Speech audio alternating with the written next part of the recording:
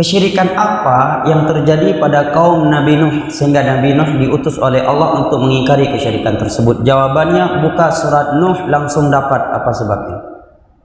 Ada dalam Al-Quran juz 29 surat namanya Nuh. Di sana Allah sebutkan sebab Nabi Nuh diutus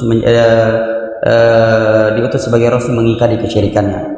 Wa qalu la wa la tadharunna waddan wa la suwa'an wa la yaghutha wa ya'uqa wa nasra.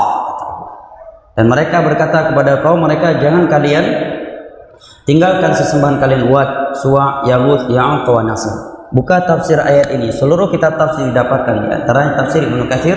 Di sana ada penjelasan dari sahabat Abdullah bin Abbas radhiyallahu anhuma dalam Sahih Bukhari bahwa 5 nama tadi di atas Wad, Suwa', Yaghuth, Ya'uq dan Nasr. Tadinya mereka adalah orang-orang saleh. Setelah mereka mati, maka sedihlah seluruh masyarakat di masa itu. Maka syaitan memberi bisikan kepada masyarakat di masa itu untuk membuat kaligrafi. Di masa itu lukisan, ya, patung 5 ulama tersebut.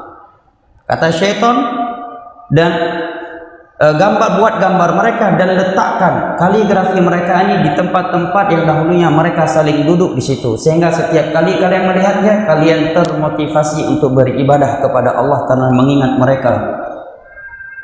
Kemudian kata Abdullah bin Abbas, falamma tala alaihimul amad wa nusiya al-ilm ubidat.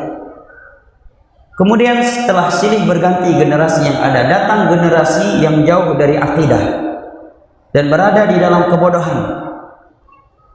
Mereka mulai menyembah patung-patung tersebut. Ini sebabnya. Setelah itu diutuslah Nabi Nuh untuk memerangi kesyirikan tersebut. Dari itu para ulama menerangkan bahayanya, ya, menempelkan foto-foto atau foto ulama di rumah-rumah atau di toko-toko. Kejelekan yang pertama, kalau ditempel di rumah, hadis Nabi, tidak akan masuk malaikat. Karena sebuah rumah yang di dalamnya ada anjing dan gambar makhluk bernyawa, malaikat nggak akan masuk ke dalamnya. Itu hadis Bukhari Muslim. Dan itu bukan bentuk radikal, ya. Karena sebagian orang menyatakan berarti kalau tidak boleh foto, berarti foto presiden nggak boleh dong. Berarti ISIS dong, berarti Al-Qaeda dong. Dari sisi mana kok ditarik-tarik ke situ? Ini kan dari sisi hukumnya yang kita jelaskan, ya. Bisa jadi orang menempel foto presiden di rumahnya, tetapi dia tetap punya paham ISIS dan Al-Qaeda, ya kan?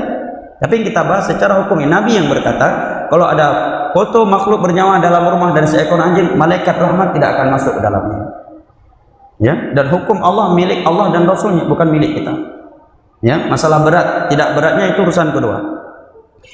Yang kedua, dikhawatirkan itu akan dianggap sumber berkah. Oke lah, mungkin yang pertama kali memasangnya tujuannya untuk mengenang 20 tahun ke depan, 50 tahun ke depan, buktinya ditaruh di kasir lagi, misalkan di kasir toko lagi di rumah.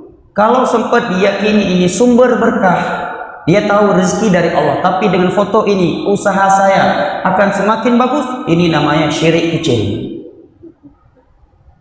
Karena kaidah syirik kecil, ja'alu syai' sababan wa laysa sababan minasyirkil asghar. Menjadikan sesuatu sebagai sebab kebaikan atau sebab kejelekan, itu bukanlah sebagai sebab secara dalil Al-Quran dan hadis, dan pula bukan sebagai secara takdir kemudian diyakini itu sebab, maka itu syirik kecil.